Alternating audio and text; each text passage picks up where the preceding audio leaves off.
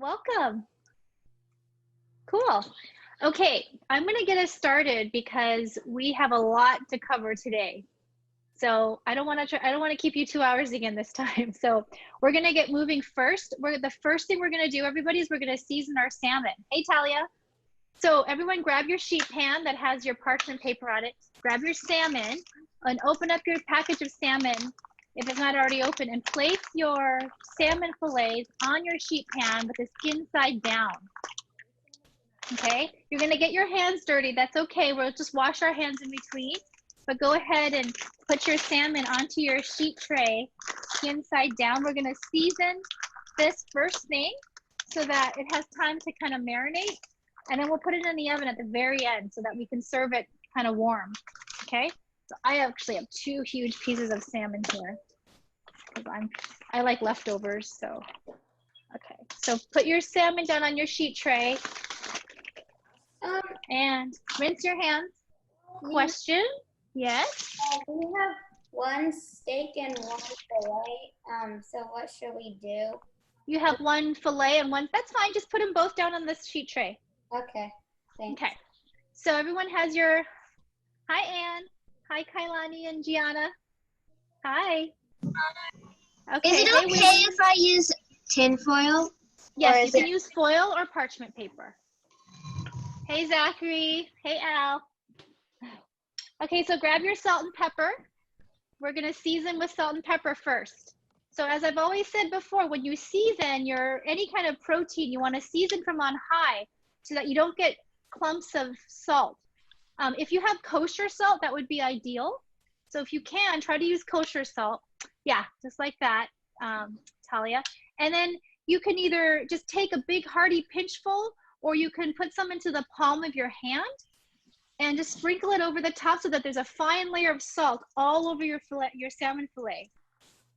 So the amount is gonna depend on how much salmon you have. Everyone's is different, which is why I'm not giving you a precise amount. But this is a good exercise in kind of, you know, being able to gauge by looking at a piece of protein how much salt to put on.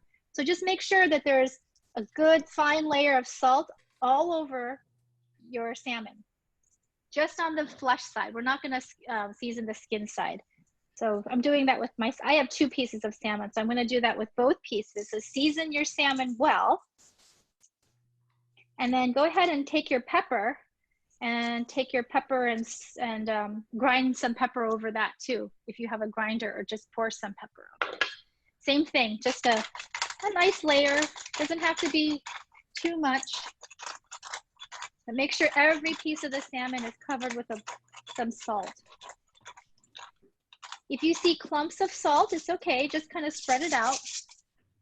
All right, so we're gonna add some more flavorings to the salmon, but we're gonna get to that in a little bit. Because the next thing we're gonna do is we're gonna first take your pomegranate molasses. So I know some of you maybe bought some of you may have made your own, but go ahead and take a pastry brush if you have it, and pour your pomegranate molasses. If you have a little bowl, you can pour it into your bowl, about a ½ cup, not too much. You can see it's kind of thick.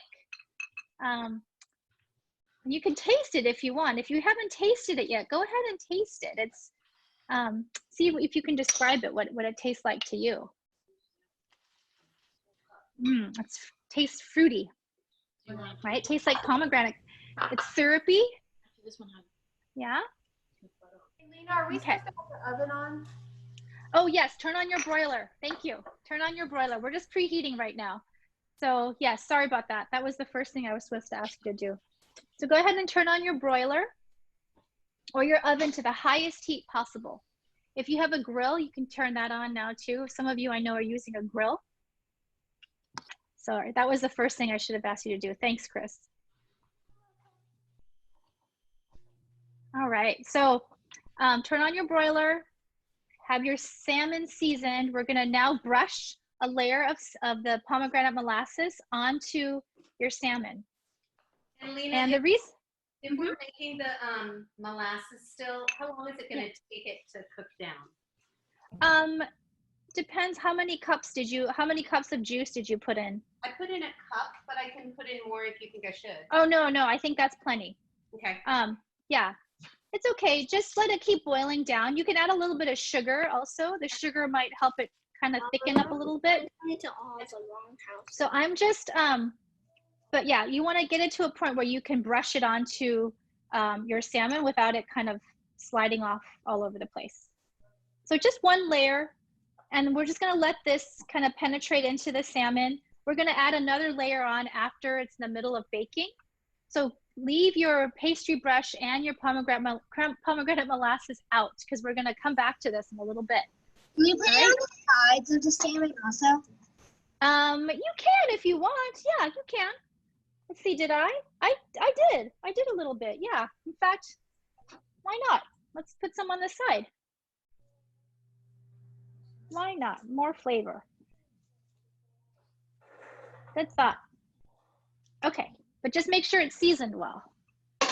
So I'm just putting my pomegranate molasses off to the side because we're going to use it later with the brush. No need to put it into the sink yet.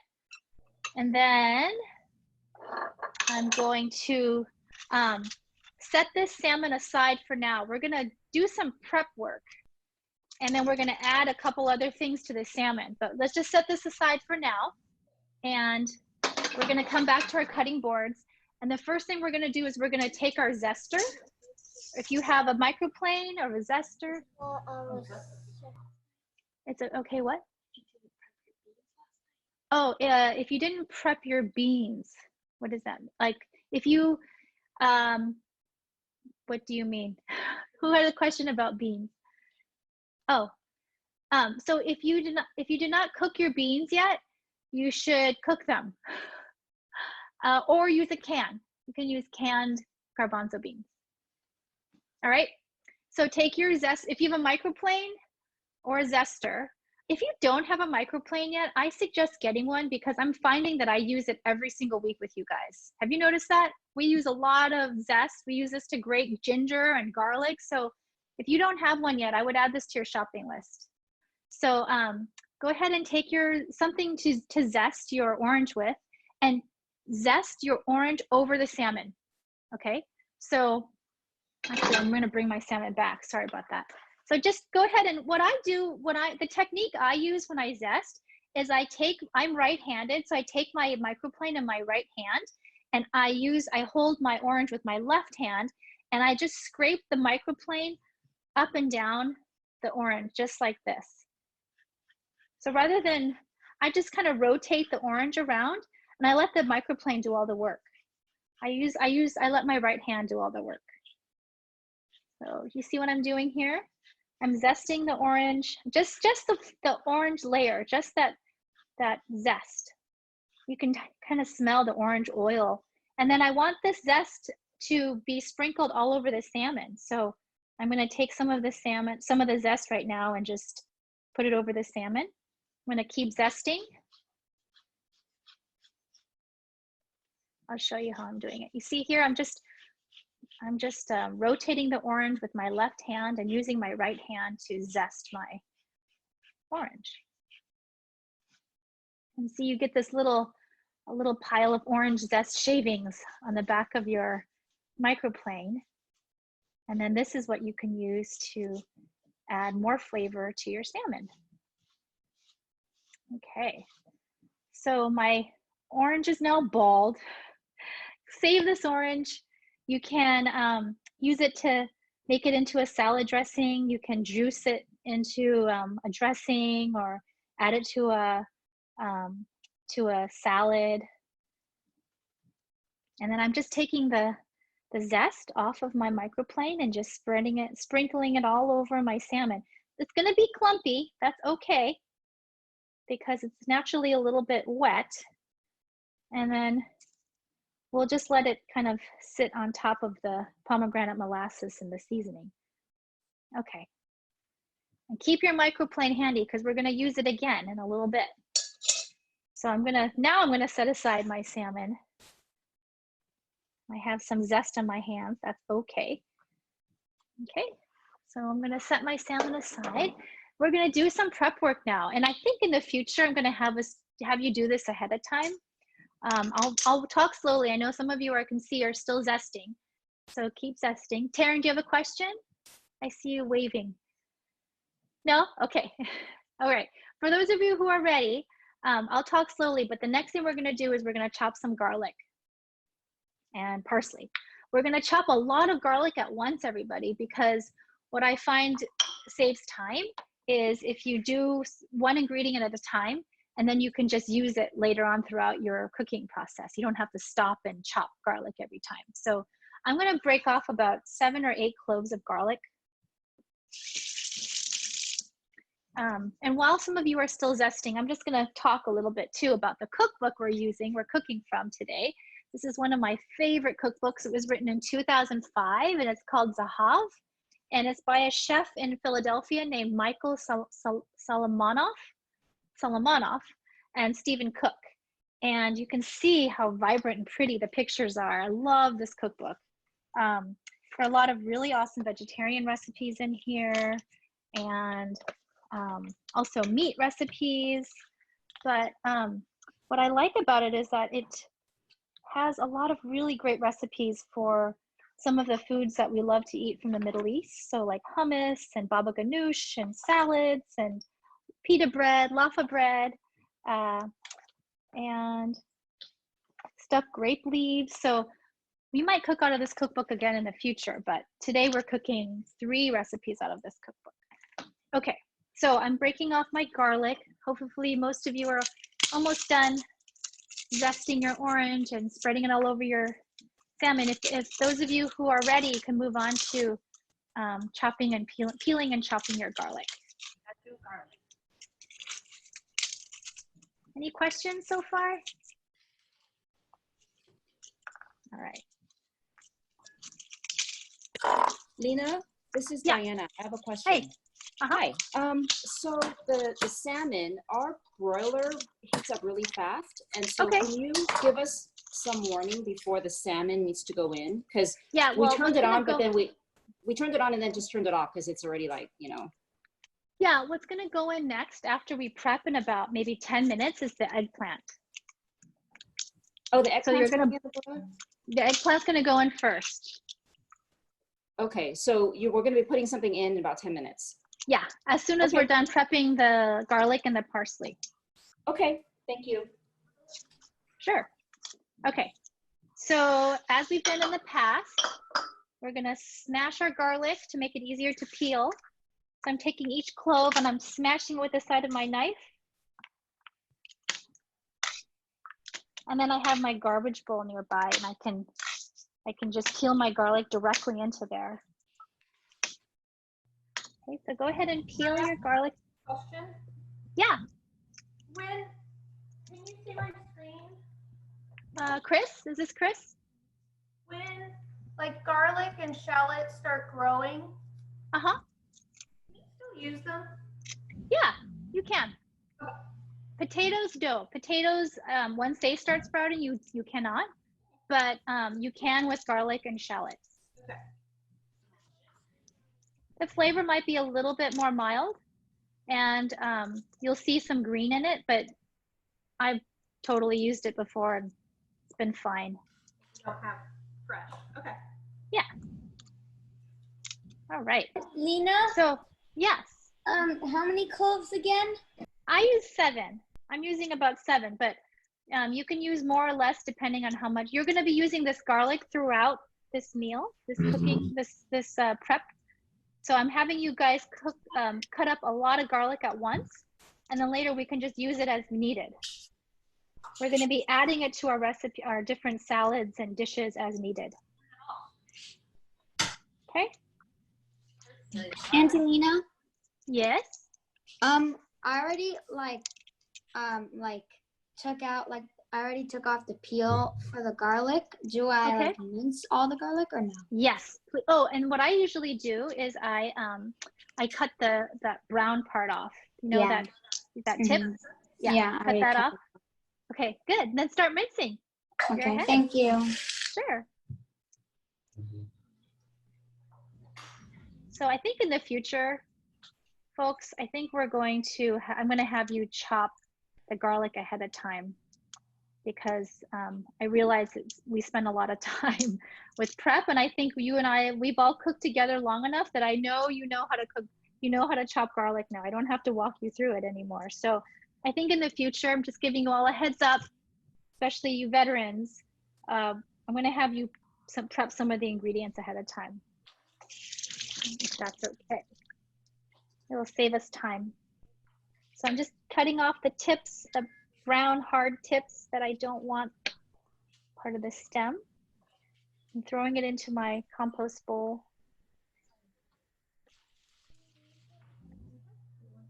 This is, you know, what I love about the summer is that summer has some of the best produce available. So like tomatoes and cucumbers and basil, and like, not to mention all the stone fruit. But the thing that's amazing about these vegetables is that they're so fresh and they're so flavorful. There's very little you need to do to them. The simpler, the better. And so all the things we're making today, you'll see there's not a ton of ingredients. We're not adding a ton of spices. We're just really letting the flavors of each of these individual ingredients shine through on their own. That's what I love about the Zahav Israeli recipes, especially in the summer. The tomatoes are starting to come in. The cucumbers are really yummy and crunchy. The parsley is really green and vibrant. So we just, all we have to do is mix these ingredients together and season it and throw in some olive oil and salt and pepper and garlic, and we're good. So I'm just mincing my garlic. I'm mincing it pretty well because in some of the recipes we're making today, we're going to be, these are going to be mixed into salads, and you don't want to take a big bite full of garlic. I don't mind that, but some of your family members might. So chop it as thin as possible. And I always mention this, but I don't grip my knife too tightly. I'm just gripping it firmly, and I'm just letting my knife do all the work. I'm not lifting it off the cutting board. I'm leaving the kind of the tip on the cutting board and just rocking my knife back and forth. I'm rocking my blade back and forth against the garlic. All right. And then every so often I wipe my blade. I wipe the garlic off the side, and then I add it to the pile and I keep chopping. Some of you may have a garlic press. That's also a very handy ingredient, or a handy utensil to have. I'm too lazy to use a garlic press most of the time because I don't want to wash another utensil, but sometimes I use a garlic press. I don't want to wash a cutting board. All right, so keep chopping your garlic. Zoe, I don't mean to embarrass you. I'm gonna call you out. I wanna see how you chop your garlic. There you go, that's good. Yeah, just rock it back and forth. Nice. Who else is chopping garlic now? Let's see, Zachary's doing it. How are you doing, Zachary? Nice, good. Yeah, some people have a two-handed technique. Just be careful you don't cut your fingers. Just make sure you always have your fingers away from the blade. Okay, so I think my garlic is pretty well chopped. So I'm gonna do one final swipe off the blade, and I'm gonna place the garlic that I've chopped into a bowl, into a small bowl. And we're gonna keep coming back to this garlic throughout our meal prep today. Okay, we're just trying to be efficient here. We're gonna prep all of as many ingredients as possible ahead of time so that we can, use it as needed. Okay, so my garlic is chopped. The next thing I'm going to do is have us deal with our parsley. So I'm gonna take a big bunch of parsley, a big handful of parsley. I have this much here. And you can use more, you can use less. The parsley is going to go in some of our salads, and it's going to be a garnish. So you can use quite a bit of it. I happen to have a huge batch of parsley. So what I'm doing now is I'm just gonna take the leaves off the stems. There are a number of ways you can do it. You can take your, you can, take time. If this takes more time, you can just pick the leaves off the stems like this with your fingernail and just kind of take it off. But when I'm pressed for time, I just take my knife and I just shave the leaves off of the stems. I just grab my parsley like I would grab a bouquet of flowers, and then I would just shave it off. I just cut off the leaves from the stems. And you're left with some stems. Yes, that's okay, because the stems are generally pretty tender as you get close to the leaves. Some of these thicker stems I'm just taking off here. So I'm now left with this big pile of parsley. So feel free to chop up quite a bit of it, because like I said, we're going to be using it in our salad and we're going to use it as a garnish.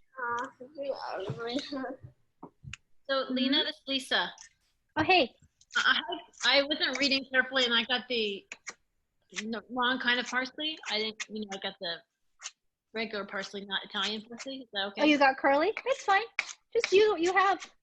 It's fine, it'll work. Yeah, it won't taste bad.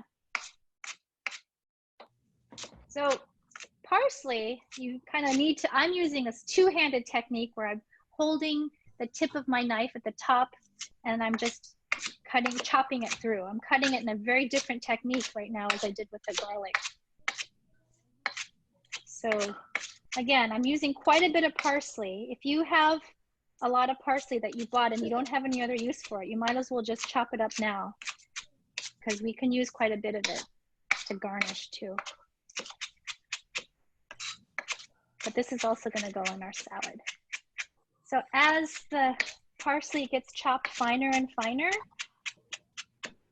I'm going to kind of scrape it into the center of my cutting board, and then I can have a smaller surface area to cut.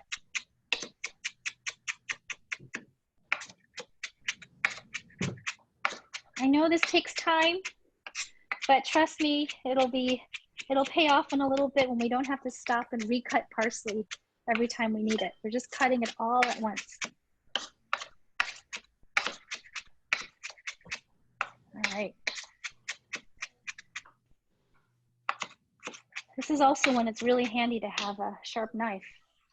I don't know about you, but I'm gonna cut up some more parsley just to make sure I have enough.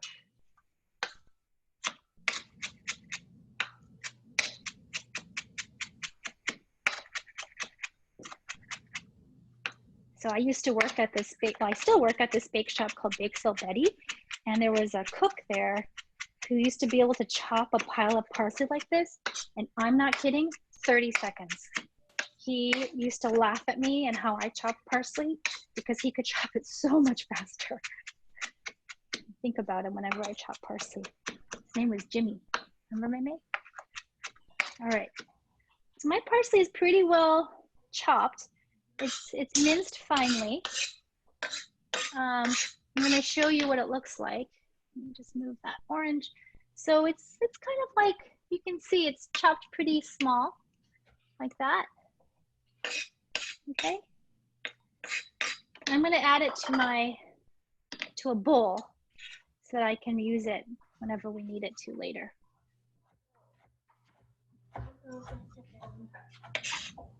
So if you're chopping parsley, keep going.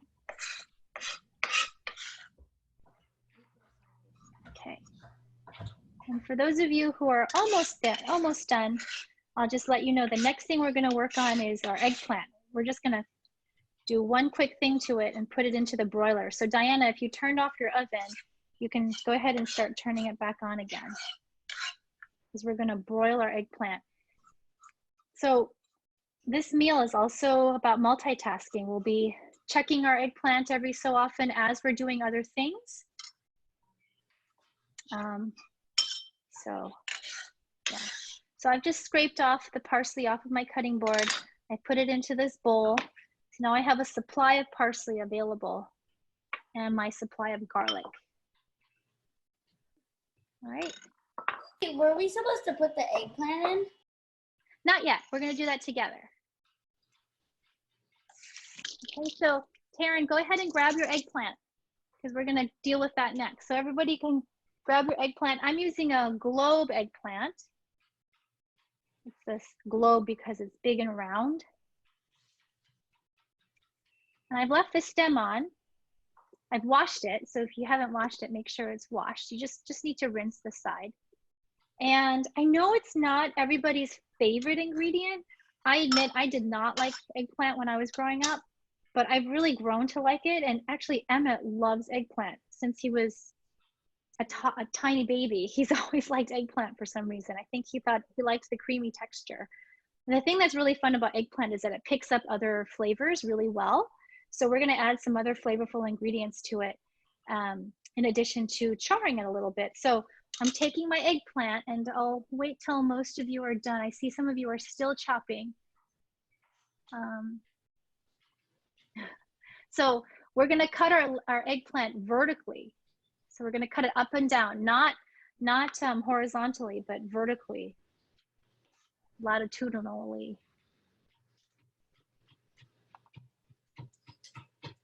I see some of you are still chopping parsley. Okay, if you have a sous chef, you can have your sous chef help finish up, but some of you might already be ready. So I'm gonna take my eggplant, I'm taking my big sharp knife and I'm cutting it up and down, just like that. Be very careful, cut through the stem. The stem part is probably the hardest part to cut through, and just cut it in half lengthwise. Might need to stand it up a little bit too. So I have 2 halves of my eggplant. You don't need to do anything to this eggplant right now. You just need to cut it in half, just like that. Good, Zoe. I know you have a big eggplant there too. Cut it a little bit more. Yeah, cut it all the way through, Zoe. Good, Griffin. Be careful there with your knife. Cut it all the way down to the bottom. Nice. Okay, Talia. So go ahead and put it under your broiler. You know, you can put it directly on the rack, but it might leak a little bit. So actually, if you have a sheet tray with a piece of foil or parchment on it, go ahead and put it on that cutting that sheet tray and put it into the oven. Yeah, if we're putting it on the grill, do we put it first? Oh yes, if you're putting it on a grill, yeah, brush some olive oil on it. And how long will it go on for? We're gonna check it every so often, but I would say it's gonna take about, depending on how hot your grill is, it'll probably take about 8 minutes or so. But we're gonna flip it in the middle, so we'll check it. We'll check it after 4 minutes. Okay, thank you. Okay, so Isabella, is your eggplant cut? Nice. Okay, so go ahead and put it on a sheet tray and throw it in your oven.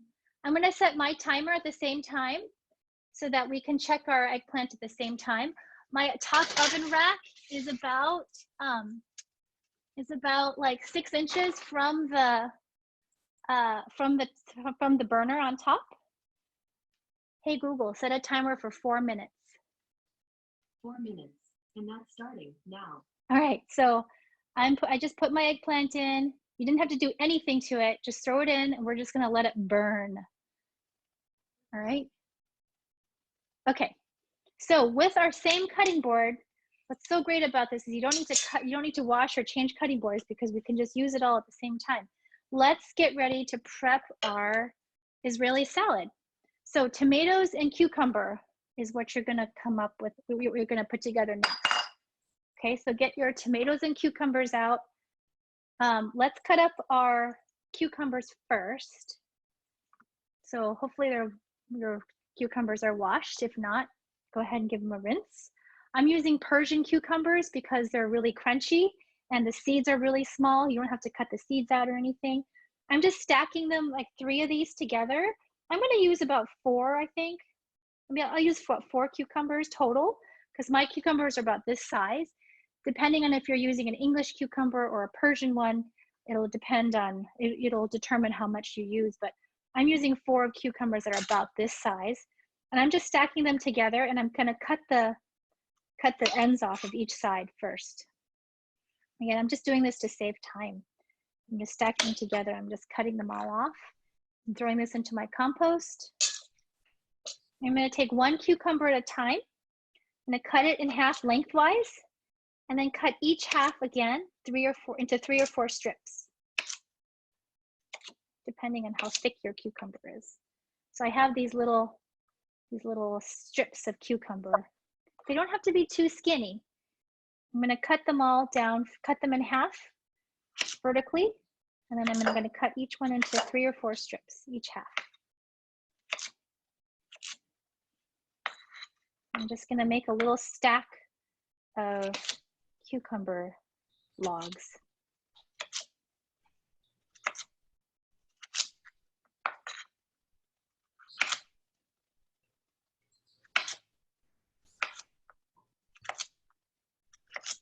How's everyone doing? Good. See a lot of people chopping. Everyone's eggplant in the oven? Hopefully. Okay, so I'm going to take about half of my little stack of cucumber. I'm just going to take half so it's easier for me to cut. You can take a third if you want, because your hands are smaller.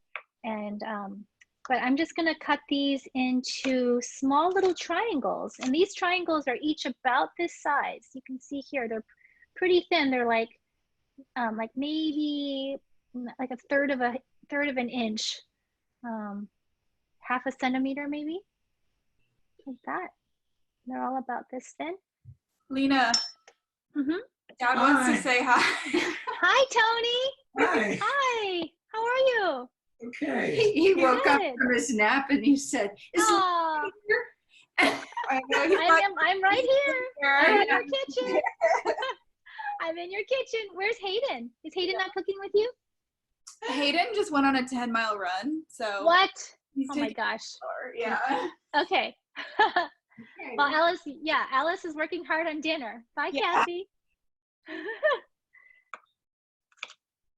Yay. That's nice. Okay, so go ahead and cut up your cucumber. Do that with both stacks, or all 3 stacks. Always keep your fingers away from the blade. And then as your cutting board gets full of cucumber, go ahead and put your cucumber into a big mixing bowl, like one of the mixing bowls you have. I have one that's about this size, and I'm gonna mix my tomatoes in. Oh, there goes my timer. So I'm gonna check my eggplant and see if it's starting to char. I can smell it, and I have tongs here. I'm gonna use tongs. I'm gonna kind of poke at my eggplant a little bit. So I'm just taking a pause from chopping cucumber, and I'm gonna check the oven right now. Oh yeah, I can totally smell oh yeah. So the eggplant, as you can see, is starting to char, but it's not quite charred yet. You can see it's just barely charring. So I'm gonna put it back in the oven, and I'm gonna set the timer for another 4 minutes. Hey Google, set a timer for 4 minutes. Yes. Lynna? Yes. Is this okay? Also said Wait, who's asking me that? Oh, Isabella, let's put it in for another 2 minutes. 2 more minutes. I want it to be really charred. 2 more minutes, and then we're gonna flip them, okay? But let's let them char on that side for another 2 minutes. And then I'm gonna come back to chopping my cucumber. Yes, Diana? Sorry. So our eggplant, the parchment paper is starting to like kind of burn. Mine so is too. Yeah. So what should I do? Just leave it in there? You can also flip it, Diana. Flip it, turn it over so that part of the parchment paper is facing out. Okay. The inside, it's happening to mine too. You can Okay. see mine Okay. here. Yeah. All so right. just flip it. Okay. Thanks.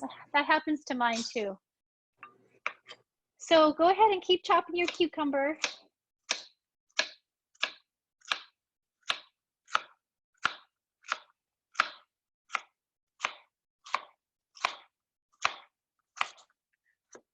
Okay. And take a look at how much cucumber you have. If you have more cucumber that you haven't cut up yet and you think you might need more for your family, go ahead and chop that up. I'm just gonna leave this much cucumber in here, and we're gonna mix it up later with some tomato. Okay, so that's the next thing we're gonna add now is tomato. So if you have your tomatoes handy, go ahead and get those ready. Again, this is a really handy time to have really sharp knife. If your knife is not that sharp and you're worried about its ability to cut the tomato, you can use a serrated knife too. But my chef's knife I just sharpened, or David sharpened for me today, so it's pretty sharp. So I'm gonna cut each tomato in half, and then I'm going to cut the stem off. I'm just gonna carve a little triangle into the stem part and cut that stem off. This way I'm not wasting a lot of tomato. I just have a little triangle here. That's the stem, you can see there. I'm just gonna cut each tomato in half. I'm gonna use about maybe, these tomatoes are medium size. I'm gonna start with 3. Maybe I'll use 4, depending on how much tomato I have in the end. And make sure you pick the ripest tomatoes you can find in your collection of tomatoes. Sometimes this stem here is like kind of brown on the bottom. I'm gonna also cut that part off too. Tomatoes are just now starting to really come into season. Wait until about a month or 3 weeks maybe, and you'll see some other tomatoes come into the stores, like Early Girls and dry farm tomatoes. We'll definitely be cooking with those tomatoes coming up. All right, so with these tomatoes, you can just chop them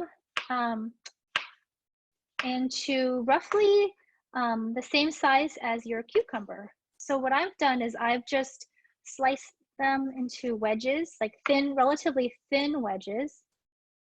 And I'm gonna stack them up and then cut those into chunks. I see I have some, cut that off here. Okay, and each of these I'm gonna cut in half again, just because I want them about the same size as the cucumber. Hey, Lynna. Yeah. How do those look in terms of char level? More? Why don't you go ahead and flip it over, and we'll char the other side now. Okay. Thank you. My timer's about to go off. Hey Google, stop. So I'm going to check on my eggplant again. For those of you who are checking along with me and yours, you can check ours together. All right. So let's see. How are we doing? Oh yeah, it's a little better. So I'm going to flip my eggplant over. As long as your paper is not catching on fire, Diana, I think we'll be fine. I think, as you can see, both of us have charred pieces of parchment paper. I'm going to put it back into the oven. I'm going to set a timer for another 4 minutes. Hey Google, set a timer for 4 minutes. 4 minutes, and that's starting now. And then I'll keep coming back. I'll come back to keep chopping my tomatoes.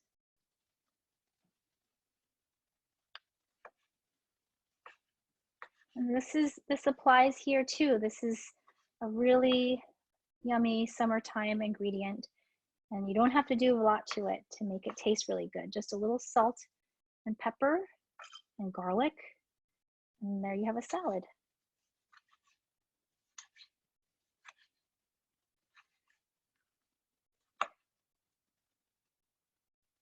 Hey, Lynna, it's Leilani. Every time you set a timer on your show, it sets our timer too. So thank you. Sorry.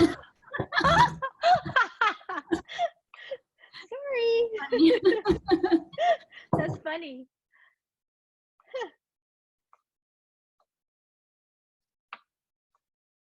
Okay, so I'm going to be here cutting tomatoes for a while. You will be probably too. Again, cut them the same size as your cucumbers, roughly. It's okay if they're a little bigger. They don't have to be totally uniform, just so that they're easy to eat and spoon. And as you cut them, you can go ahead and add them to your cucumber bowl.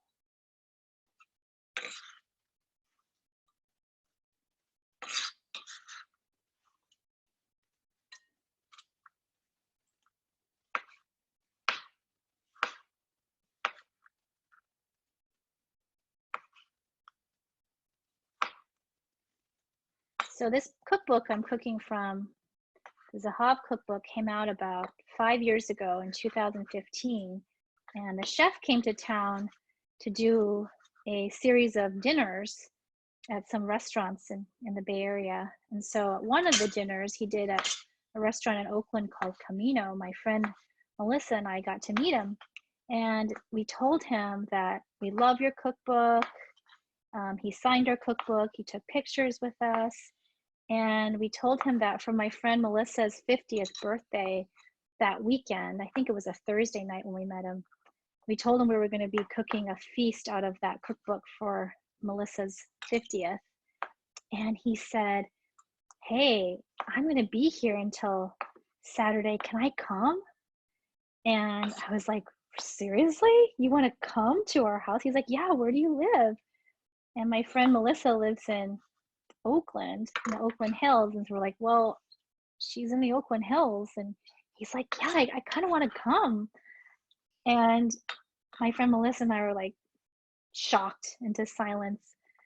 And then he's like, give me your address. Give me the address and your phone number.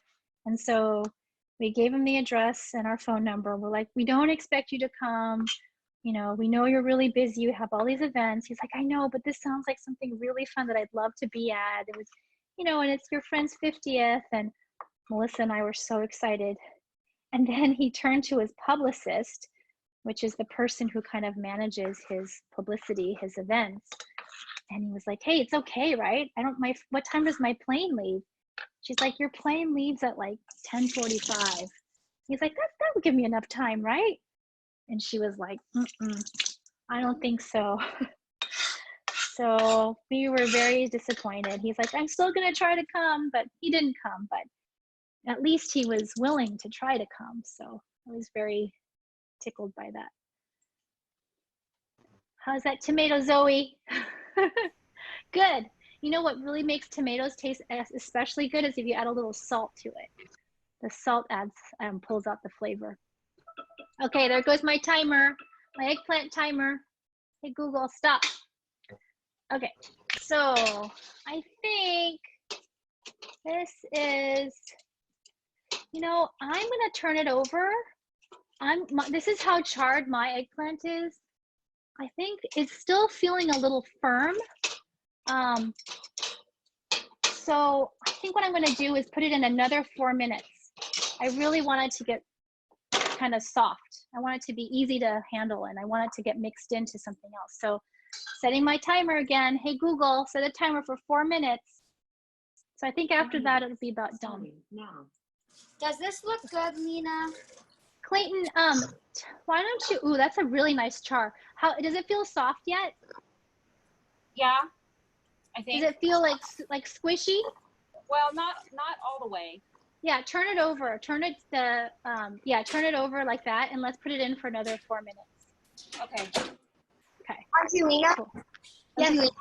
You put our tomatoes in the same bowl as the cucumber? Yes. Okay. So our tomato salad is almost ready. We just need to add a few more ingredients and then we'll be done. My cutting board is kind of wet right now with tomato juice. So I'm gonna kind of dump some of this juice into the sink, or you can grab a paper towel and just kind of wipe it dry. Yes? Can you just look really quickly? I think it's pretty soft. Does it look good to you? Is it soft? Yeah. Yes. Is it it's like pretty squishy? Yeah, it's squishy. Okay, good. Then leave it out, let it cool. Okay. We're gonna work with some other things first. Thank you. Okay. All right, so let's finish up our Israeli salad. So I'm taking my mixing spoon. I'm gonna add some garlic to it if you'd like. It's optional. You can if you want. You don't have to. But I'm gonna add a little bit of garlic to mine. And I'm gonna add a healthy portion of, I'm just adding like maybe, I don't know, maybe a half a teaspoon of garlic. And I'm adding like a good amount, like a half a cup of this chopped parsley that you chopped. I'm adding like a good half cup, if not more. And then I'm gonna add some salt and pepper. So salt, again, I'm not gonna give you a precise amount, but I'm putting in like a good kind of couple of healthy pinches. Maybe if I had to eyeball it for this amount, I would say it was maybe about almost a tablespoon. And go ahead and add some pepper. How much parsley? I used about a half a cup. Okay, thank you. You want it to be pretty green. I mean, the parsley should be like a pretty major component to this salad. So don't use up all your parsley that you cut. You want to save some to add into your eggplant salad and as a garnish later for your salmon. But add in a good amount so that you can see parsley all throughout the salad. How much salt and pepper? So it depends on how much cucumber and tomato you have, but a good healthy amount, probably at least a tablespoon, because you want it to flavor all that cucumber and all that tomato. And then the next thing we're gonna add is some olive oil. Again, I'm gonna drizzle a good healthy amount, probably, I don't know, maybe like a 1/4 cup. So like 3 tablespoons. I'm adding quite a bit because this is a really nice luxurious salad. You want it to be nice and rich. And I'm gonna add some lemon juice. So if you want, you can take your, oh, my timer's about to go off again in about 30 seconds, but do you remember how earlier I said we were gonna use our zester again? What you can do is you can zest some lemon zest into the salad if you'd like, or you can just put in some lemon juice, maybe like half a lemon's worth, depending on how big your lemon is. And Taryn and Salmon, these are your lemons from your tree. Okay, so I'm gonna zest a little bit of lemon zest in. Hey, Google, stop. I'm gonna take out my eggplant because my timer just went off. I'm gonna take the eggplant off and let it cool. I'm just gonna let it sit off to the side and let it cool. I'm just gonna, yeah, it's pretty soft. I'm gonna have my eggplant sitting flesh side up. Okay, so just like that. I'll show you here. Where is, May, here. This is what my eggplant looks like. Should we turn off our oven or keep it on? I'm going to turn mine off.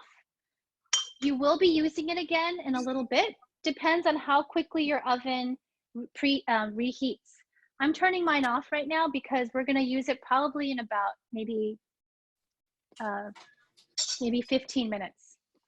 Lynna, Yes? how much lemon juice do you add? Maybe like half a cup.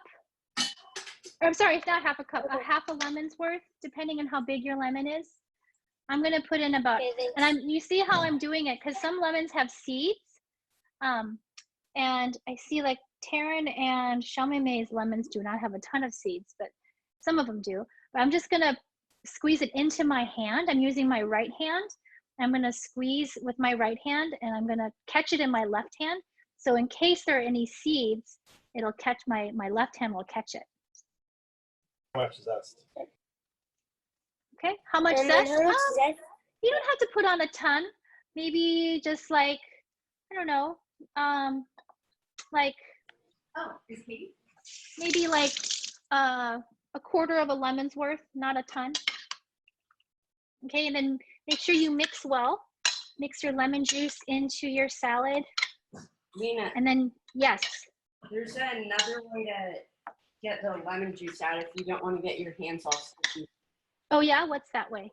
You just poke a little hole in the bottom and then you can squeeze it out. Oh yeah, that's a good way. Who said that? I can't recognize. Oh, is that Mathis? Owen. Oh, Owen. Oh, where are you, Owen? Where are you on my squares? Where are you? Where did Owen go? Oh, there. Oh, cool. Thanks, Owen. Thanks for that tip. Okay. And he just used a toothpick. I couldn't believe it. Yeah. So I'm going to take one of my tasting spoons now and I'm going to taste my salad. Taste it for seasoning, for enough salt and pepper. Taste to make sure that there's enough olive oil in it. Lemon, garlic, if you used garlic.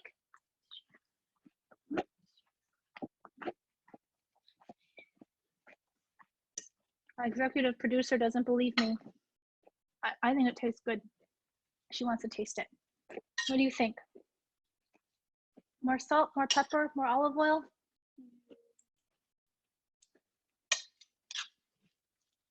Well, let's let this sit here a little bit more salt.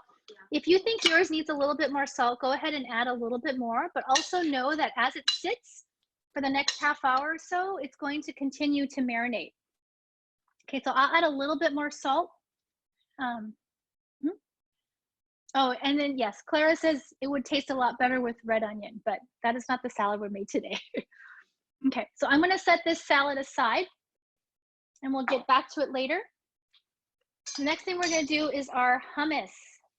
All right, so I'm gonna get my food processor and my garbanzo beans. If you have your garbanzo beans, go ahead and put them into your food processor with the blade in it. So Clara, can you put it onto the food processor? Okay, so I have this blade here from my food processor. This is a really sharp blade, so be very careful and make sure that your bowl is securely locked into your food processor. And then go ahead and pour your drained chickpeas, whether it was canned or whether you cooked them, into your food processor. So I'm just gonna empty mine in straight from the pot I just cooked them in last night.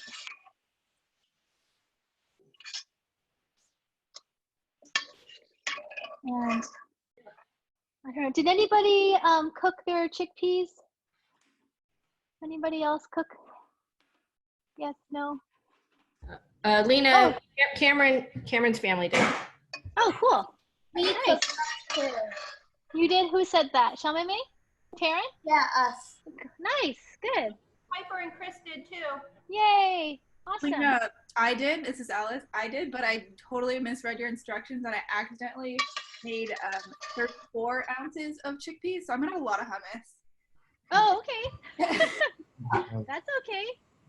You can spread them into sandwiches. Yeah, cool. So, you know what I did last night? I made my chickpeas really late last night, and I set them on the stove on really low heat. And then Emmett came in. It was like super late. And he was like, "What's that smell? It smells funny." Is it Smells. What was that? Yes. Okay if I use a blender instead of a food processor? Yes, you can use a. Yes, you can use a blender. Sorry, I should have mentioned that in my instructions. You can use a blender. Okay. So I did not do a good job of draining this, but let me do that now. How much pepper? One can of chickpeas? Yeah, one can, 1 or 2 cans. I forgot what I said. Did I say 1 or 2 cans? Like a fan on. You said 1 can originally. Okay, yeah, so just use 1 can. You have to put your chickpeas. You have to put your Okay, so go ahead and put your drained chickpeas into your food processor. I'm still draining mine. And then you can add some other ingredients now. So we're gonna add your tahini in. So depending on how much chickpeas you have, I would say if you have 1 can, go ahead and add about 1 cup of tahini sauce. And Lynna, for the tahini, do we mix it first, or do we just take the stuff from the bottom? How does it? Oh yes, if it's separated, go ahead and mix it. It's kind of like natural peanut butter. It'll separate the oil on top. So make sure your tahini's all mixed well. Thank you. Sorry, Lynna, how much chickpea to tahini? How much what? How much chickpea to tahini? Well, did you cook 1.5 cups of dried beans? Oh, we also have way too many chickpeas, so we'll just use however many cups you use. I'm using 1 cup of tahini. Right. Okay. What? For that same look. Okay. So I added my beans in. I'm going to add my tahini in, and tahini is just sesame paste. I'm going to add about 1 cup in for all of these chickpeas. And then I'm going to add in some lemon zest. So if you have your zester and your lemon handy, go ahead and zest the zest in. And then you can also add in all that lemon juice too, the rest of the lemons. If you have more than one lemon there, you can put in all the juice. I know lemon is not an ingredient in everybody's repertoire of hummus, but I really think it adds a really nice freshness to it. And I just, I love the lemons that Taryn and Coda gave us. I just want to use it in everything. And I don't waste any of it. I use the zest and I use the juice. So go ahead and zest in like a lemon's worth of zest, and then put in at least 1 lemon's worth of juice. And again, I'm using that same technique where I'm squeezing the juice into my left palm and letting the seeds fall onto my palm and letting the juice drain out between my fingers. Wow, nice job, Dawn. That's fine. Okay. Cool. Let's see. So we have our tahini in, we have our lemon zest in. Go ahead and add some garlic in. So I really like my tahini super garlicky. So I'm gonna put in like at least a tablespoon. Let's see, where am I? Yeah, I'm putting in at least a tablespoon of chopped garlic. So I'm just eyeballing what I think about 2 cloves might look like. Okay.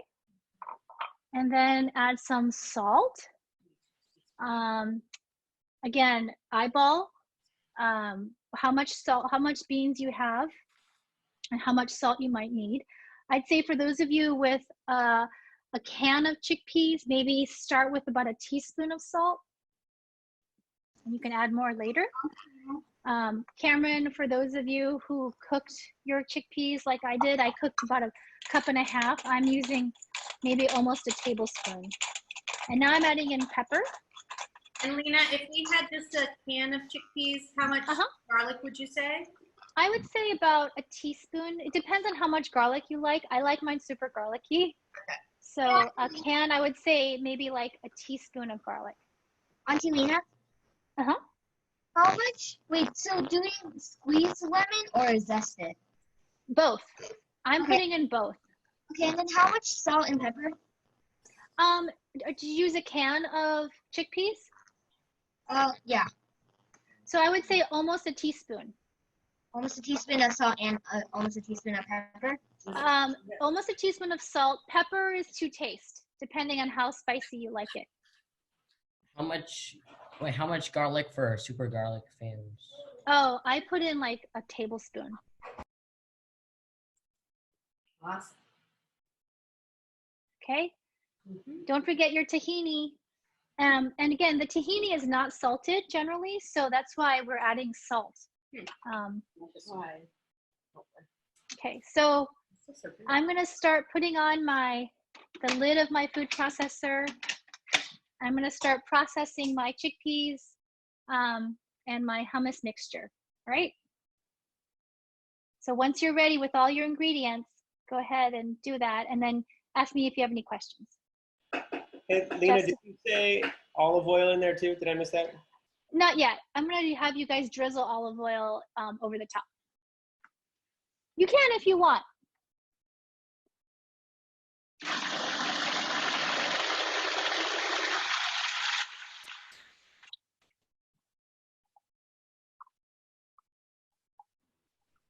Lynna, how much tahini did you say? I used a cup. I used a cup of tahini, yeah. Thank you.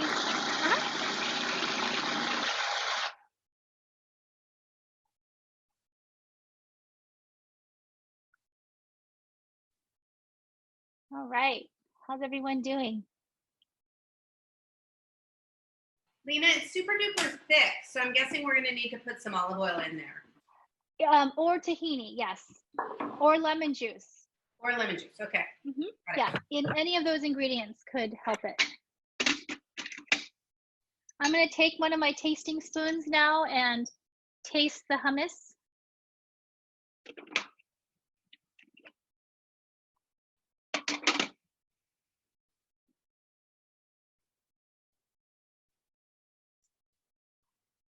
I think mine needs more lemon. And Clara thinks it needs more garlic. So adjust your hummus as needed. Once you blend your hummus, go ahead and adjust it as needed. Add more salt if it needs it. Add more zest. If you want it more tart, add more juice. If you want it creamier, add more tahini. Yeah, I'm going to add more zest and juice.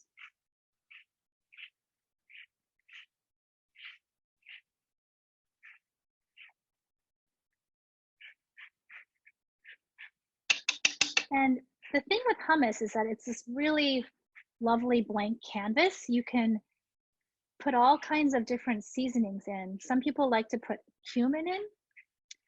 In fact, I think the Zahav version has you putting cumin in. Some people put in paprika. Some people put in red pepper paste and herbs. But we're just going to start off with a pretty plain and simple hummus this time around. But now that you know how to make it yourself, you can layer on more flavors in the future. All right. So I'm going to blend mine up again. Oh, Clara says more garlic.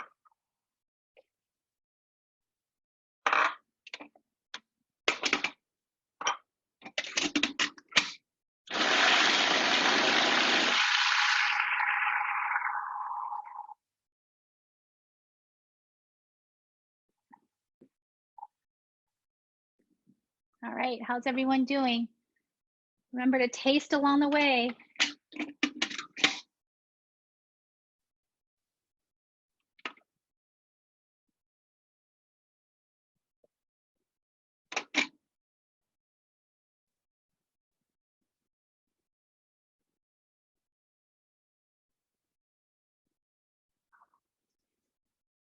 Missing something. Clara says it's missing something. More lemon? Maybe? Okay. I'll add a little bit more lemon and salt. All right. Yeah. What do we need to add if it just tastes like peanut butter? You can add some more garlic. You can add more lemon.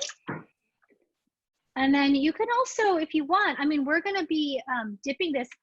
I think what I'm saying, what I'm hearing you say is that it tastes kind of, it's like a little too creamy. Is that right? No, like it just tastes like peanuts. Add some olive oil. See what happens when you add some olive oil and lemon juice. Lynna, ours is still really thick. Okay. But I'm guessing You olive oil and lemon. You can also add like maybe a quarter cup of water. Okay, thanks. And don't forget salt. Okay, so I'm going to start spooning my hummus into a bowl. And also keep in mind, as your hummus sits, we're gonna let it sit for a little bit before we serve it. The flavors will also meld together some more too. Well, I have a ton of hummus. So with hummus, you can also spread it onto sandwiches. You can share it with a neighbor. Okay, so I have my hummus here. And let's see, maybe can you put it onto the cutting board? So I have my bowl of hummus here. I'm going to, as a way to finish it, I'm going to sprinkle some parsley on top. And then I'm going to drizzle it with some olive oil. Just like that. And that just adds more richness. All right. How's everyone doing?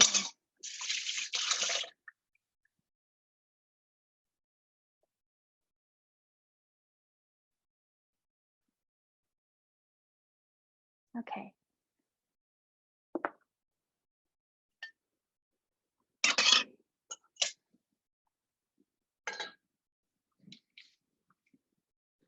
People are still, go ahead and spoon, when your hummus is about done, go ahead and spoon the hummus into your bowl, a serving bowl, and garnish it with some parsley and drizzle it with some olive oil. How is it, Isabella?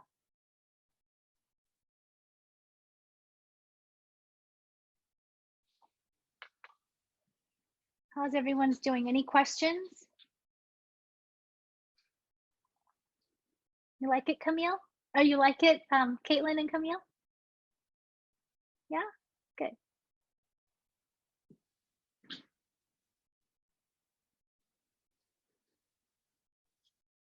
What do you think, Ro? How is it, Rosa? Is it good? Yeah, does it need more salt or acid? Okay, it'll continue to, the flavors will continue to meld a little bit as it goes. Yes. Okay, I've been told to hurry up. All right, I'm gonna hurry up. So the next thing we're going to do is we're going to, let's touch our eggplant. Okay, eggplant's not quite cool. Let's work with our halloumi. So for those of you who are cooking halloumi, we have this halloumi cheese here. It's a cheese from Cyprus, which is an island off of Greece. I'm gonna turn my oven, oh sorry, I'm gonna turn my stove on. I have a pan here that's a cast iron pan. Not that big, it doesn't have to be that big, but I'm gonna put this on medium heat right now. Okay, I'm just gonna let it preheat while I cut up our halloumi. So this is halloumi cheese. This is what it looks like. It's a pretty hard cheese. And again, it's from Cyprus, and it's like a cheese that you can actually cook and it doesn't melt. It has a really high melting point. So I'm just gonna take it out of the packaging. And there might be a little bit of water in there, so just make sure you don't get the water all over the cutting board. Okay. Hey, Lena. And, What kind of pan should we use if we don't have a cast iron skillet? Oh, nonstick is fine. Okay, thank you. Yeah. Okay, so I have my halloumi cheese on my cutting board. Just gonna cut it into cubes. So I'm gonna cut it into maybe like 3 strips, maybe four strips, like that. You can kind of see how it kind of splits on its own, kind of splits in half on its own like this. So I'm now left with like 8 strips of halloumi cheese. I'll just cut this again. And it squeaks. It kind of squeaks when you cut it. Okay, and then I'm gonna stack them up and I'm gonna cut these into cubes. So these cubes are gonna be, again, relatively bite-sized. So I'd say it's about this size here. I'm gonna cut some of here. Not too small, not too big. So I cut these like, kind of like, yeah, you know, like these cubes. They don't have to be the exact same size, but roughly. And so now that my pan on the stove has started heating, I'm gonna add a drizzle of olive oil, maybe like just enough to coat the bottom of the pan, so about 1.5 tablespoons maybe. If you're using nonstick, a little bit less is fine, but I'm just gonna swirl it around in the bottom of the pan to make a light coating of olive oil. Doesn't need a lot. Okay. And now I'm gonna add my halloumi cheese to this pan. And be very careful when you add it because it might splatter because the halloumi is a little bit wet.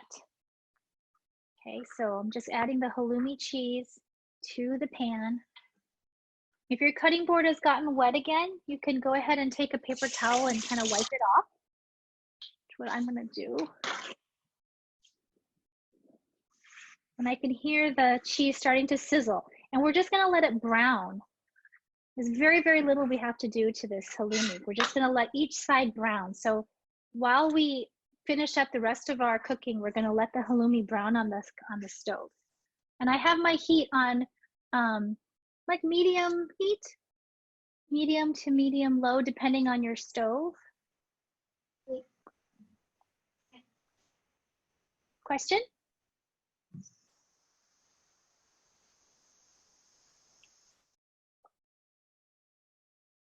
Any questions?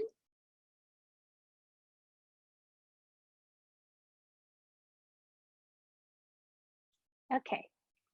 So go ahead and let your halloumi just kind of sit. You don't need to stir it. You don't need to do anything to it now. Okay, so more multitasking. We're going to turn back to our eggplant.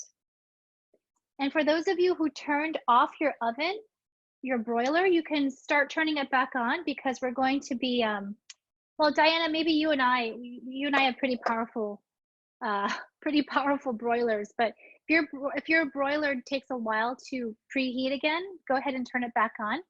Diana, you and I can turn ours on at the same time. But I'm going to take my eggplant halves. I'm going to bring it to the cutting board. And you can see it's starting to leak a little bit, which is fine. So I'm going to take my bowl, a big bowl that I'm going to mix my eggplant into. Just put it here like this. And I'm just going to take my fingers and kind of peel off the outside burnt skin.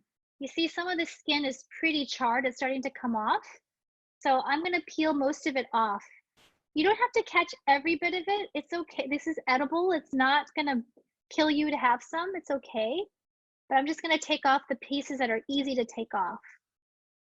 I'm going to take off the skin here like this. It should come off pretty easily now that it's cooled. And then I'm going to cut the stem off.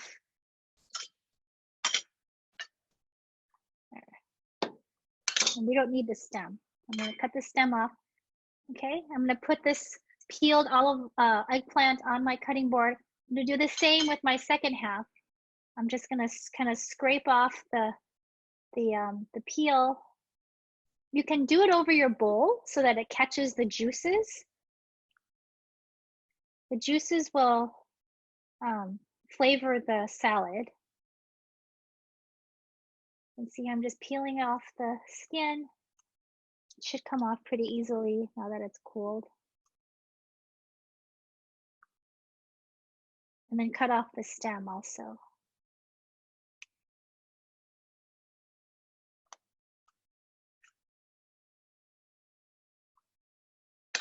Okay. There. So I'm left with these 2 eggplant halves. I'm going to just roughly chop them. I'm just going to chop them into strips and then cut them into cubes. What's going to happen is these should be really soft and creamy, and we're going to mix it up into a salad. So I'm just cutting my eggplant, my super soft, creamy eggplant, into like these little cubes. I'm just running my knife through it again just to make them extra soft. And I'm just going to put this into my mixing bowl, emptying it back into a mixing bowl. It's okay if some of the skin is still attached to your eggplant. It's totally fine.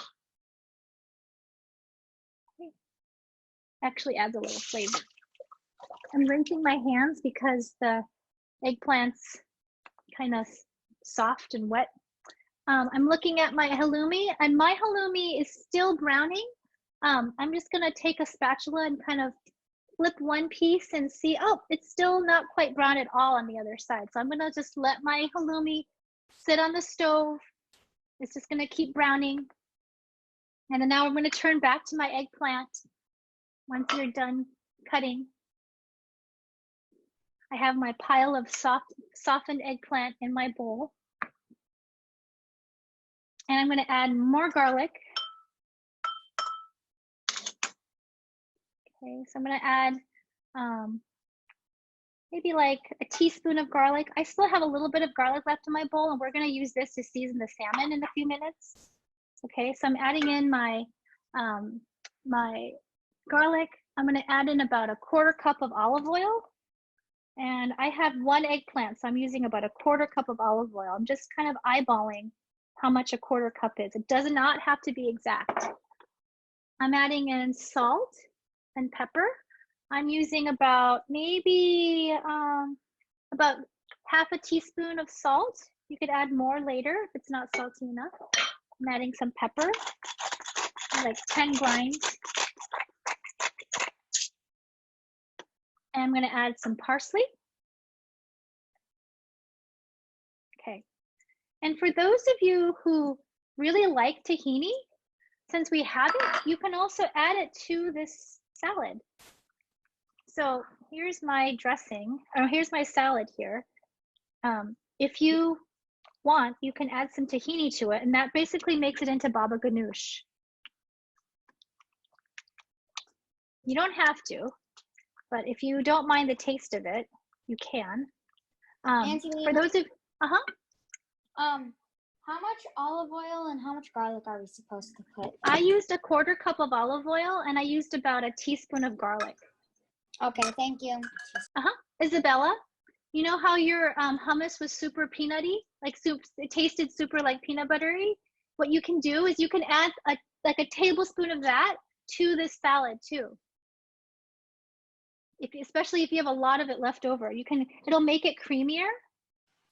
So if you want, you can add in some tahini, or you can add in like a tablespoon of your hummus mixture into your charred eggplant salad.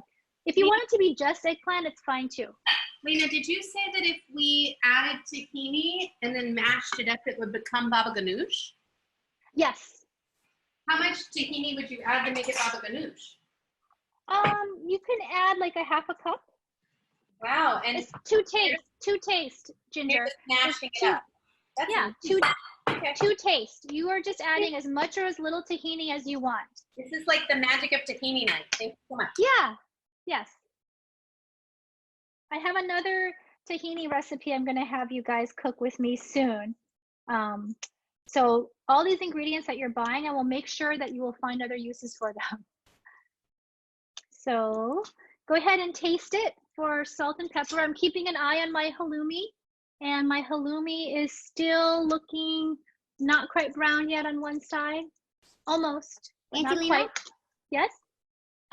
Is it a 1/2 cup of olive oil or 3/4 cup? A quarter cup. A 1/4 cup. Thanks. This is Lisa. Our halloumi is browning. Okay, then flip it. Flip your halloumi if it's browning. Okay, thanks. Don't forget to add parsley to your eggplant, salt and pepper, garlic, olive oil, optional halloumi. Optional tahini. Okay.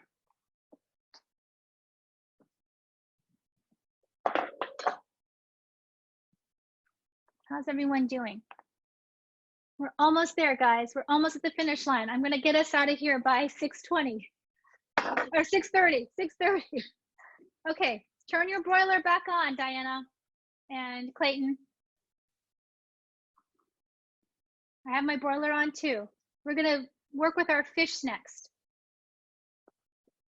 This is our last dish. We are done with, we're like 90% there. So this is our very, very last thing we have to do. So if you have any remaining chopped garlic, go ahead and use this garlic and season your, add it to the top of your fish. Just a little bit of it. Okay. Oh, and I'm going to flip my halloumi. For those of you who have not had to flip your halloumi yet, Clara, can you show the screen? Okay, mine's getting a little crispy. You can see, but it shouldn't stick. It should just pretty easily flip over. Mine's a little bit over, but it's totally fine. It's not burned. It's on the edge of burning, but who doesn't love burnt cheese? Okay, so I'm just flipping my halloumi. So I want all the sides to be browned. And don't forget to turn your broiler back on or your grill. If you're using a nonstick pan, do not use metal to flip. Use a rubber spatula. This is a cast iron pan, so I'm using a metal pair of tongs. Lena? Yes? It's Diana. Okay, 2 questions. So are we supposed to put the remaining garlic onto the salmon? Yes. Okay. And then also the eggplant. Are we just kind of like combining everything together? How's this supposed to look? It's gonna be kind of like something you would you can eat as a salad. It's just all mixed together. Okay. Okay. So my halloumi is flipped. Claire, I'm going to show you this pot here, this pan. So you can see some of my halloumi is a little bit more well done than others. That's fine. Okay. I'm going to add my my garlic to. I'm going to add some of the chopped garlic to the top of my salmon. What? Okay. So I'm just adding a little bit to the top just to season it. Whatever leftover garlic you have.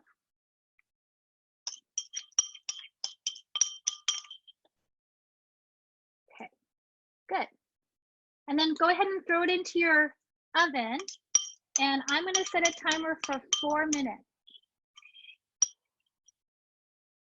Okay, so I'm going to put it in my broiler. I'm going to turn the heat off of my halloumi because I think my halloumi's, I'm just going to let it cook in the residual heat. Okay, I'm going to set this back. Okay, and I have my broiler back on. And I'm going to go ahead and put in my salmon. Okay. Hey, Google, set a timer for 4 minutes. 4 minutes, starting now. Okay, everybody, we're in the finish line.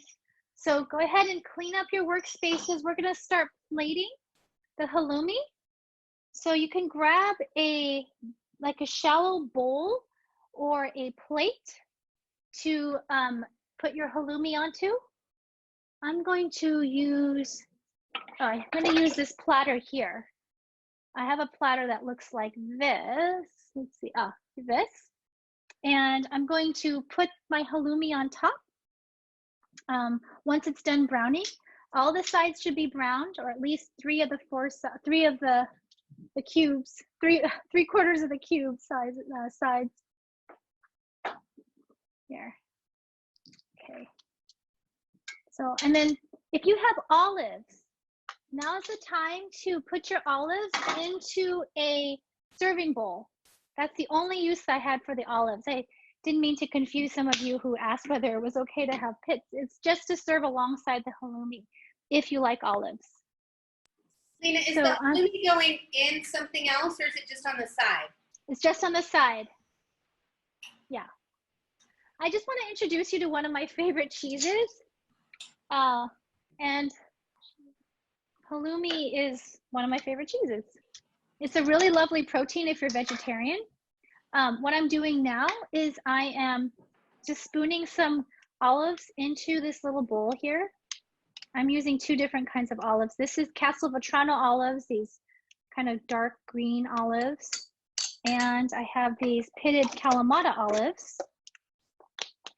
So I will add to my olive bowl. Here, just like that. And then I'm gonna plate my halloumi. So I have my platter here. And I'm going to put my olives on my platter. And I'm just gonna take the halloumi pieces off of my stove, off of the pan, and add it to the platter with the olives. If you haven't tried one yet, go ahead. It's very hot, but try one. You can kind of pop it into your mouth and try it. See, here's my platter here. And then what you can do with the remaining space on this, I have some remaining space on my platter. You may not, it's fine. But you can put your pita bread on it later to serve with your halloumi.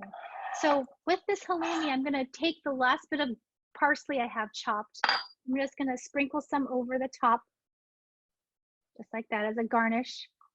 Go ahead and try your halloumi. Be careful, it's a little hot. It's very salty. It's super yummy. And if you like, you can also squeeze some lime over it too. Or lemon, sorry, lemon. All right. So that is done. Your hummus is done. Your charred eggplant salad is done. Let's go ahead and start plating if you haven't already. I'm putting together this platter here of halloumi, cheese, olives, and hummus onto one plate. I'm gonna set this aside. And then I have my Israeli salad. You can serve it out of this bowl if you'd like, or you can put it into another bowl. I'm just gonna keep it in here. And then you have your charred eggplant salad, or your baba ganoush if you added some tahini to it. Stop. All right, and I'm gonna check my my salmon now. All right. So, I see half of it. The back half is already starting to get charred, which is great. I'm going to take it out and I'm going to add that last bit of pomegranate molasses. Do you remember earlier how we had some pomegranate molasses with your pastry brush? I'm going to add the rest of it. I'm going to brush it over the salmon, just like that. Just add a little bit more flavor. It's okay if some of the garlic comes off. Okay. Just a fine layer of that. And I'm going to put it in the oven for another 8 minutes, depending on the thickness of your salmon and how well you want it cooked. Okay, so I'm going to flip it because this back side is getting charred. So I'm going to flip it so that the other side is facing the back now. Okay. All right. Hey, Google, set a timer for 3 minutes. I'm going to put mine in for 3 minutes because my oven is pretty powerful, but I think 3 or 4 minutes should be fine. So go ahead and clean up your workspaces. If you're waiting for your salmon to cook for the last 3 or 4 minutes, plate your salads.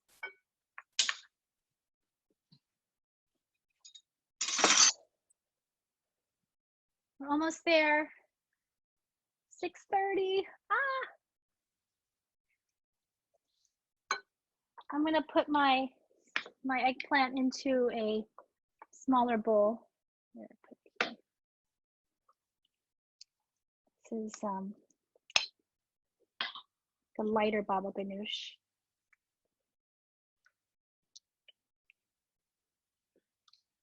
And don't forget to garnish with more parsley, olive oil, if you'd like, just to make it look shiny and pretty. Clean up your workspaces, have some serving spoons ready.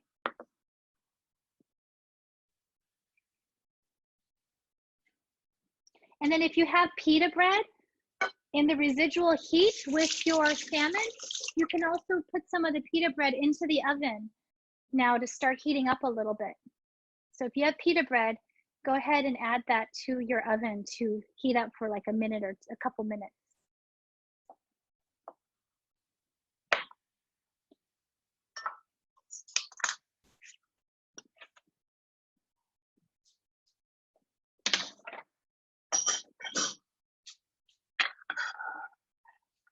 Grab a serving spoon for each of your dishes, for your hummus and your salads.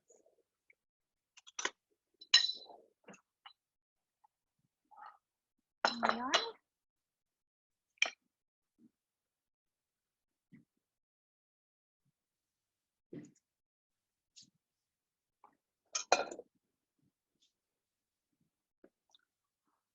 How's everyone doing?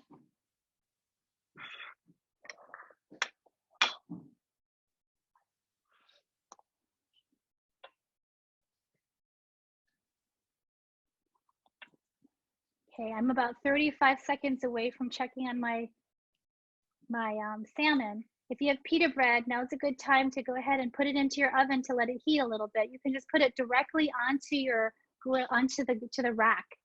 You don't even need to put it onto a separate sheet pan. Oh, Zoe, that's beautiful. Is that your pita bread? Yeah, nice. With the halloumi? Cool, good. And don't forget to add your garnish. You have a very Mediterranean meal here. Stop. All right, I'm gonna check my salmon. Oh yeah, it's done. Awesome. It's a little bit charred, but it's fine. Good. I'm gonna take another platter. And where's my, here.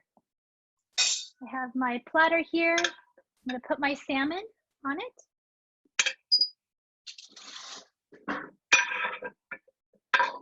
Be careful Lynna, to use, do we flip the salmon?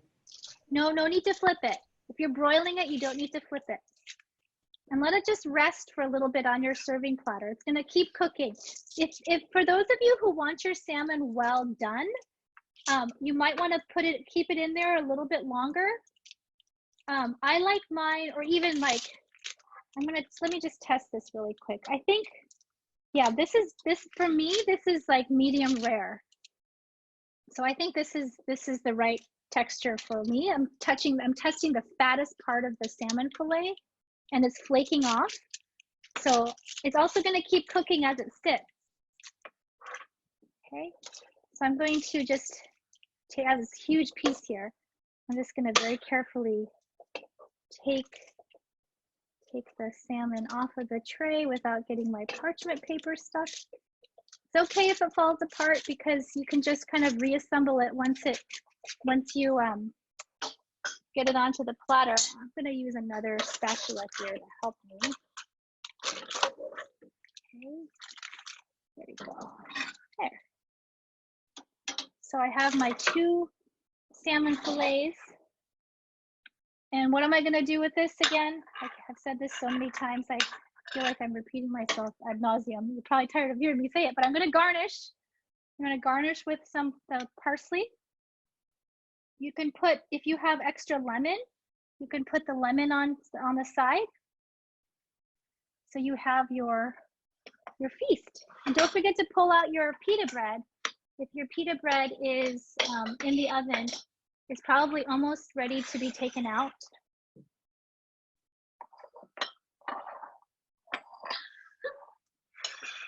There. Let's see.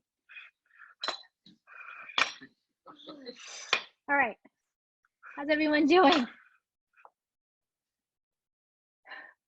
I see people bustling around. Sonia, you done? Good. Awesome. Pour your parents a glass of wine. Maybe like a nice white wine or a rosé would go well with this meal, or beer. How else is everyone doing? Ooh, Talia, let me see. Gorgeous. Yay. Oh, it's a beautiful garnish. Take pictures, everybody. Nice. Oh, Zoe, that looks beautifully caramelized. Nice. Okay, get your platter nearby. There you go. How are you doing, Taryn? Good. Alice, are you guys ready to eat? Yeah, awesome. Thanks for bearing with me. This was, oh, Griffin, look at that plate. Oh my goodness, that table looks amazing. Griffin, that's awesome, look. Nice work. How are you doing, Camille and Caitlin? Thank you. All done? Good, Clayton. Beautiful. Hi, Chris. Enjoy your dinner. Yay. How are you doing, Zachary? Good. Thank you. Thank you. Bye, Chris. Oh. Thank you. Thank you, Auntie Lena. Bye. Have fun. Enjoy your dinner. Thank you. Bye. Thank you. Bye. I'll still be here. Bye, Emily. Thank you. Bye. Thank you, Leah. Bye. Thank you. Bye. Bye, Chris. Thank you. Bye, Piper. Bye. Thank you. Bye-bye. Bye. Bye, Taryn. Bye, Corbin.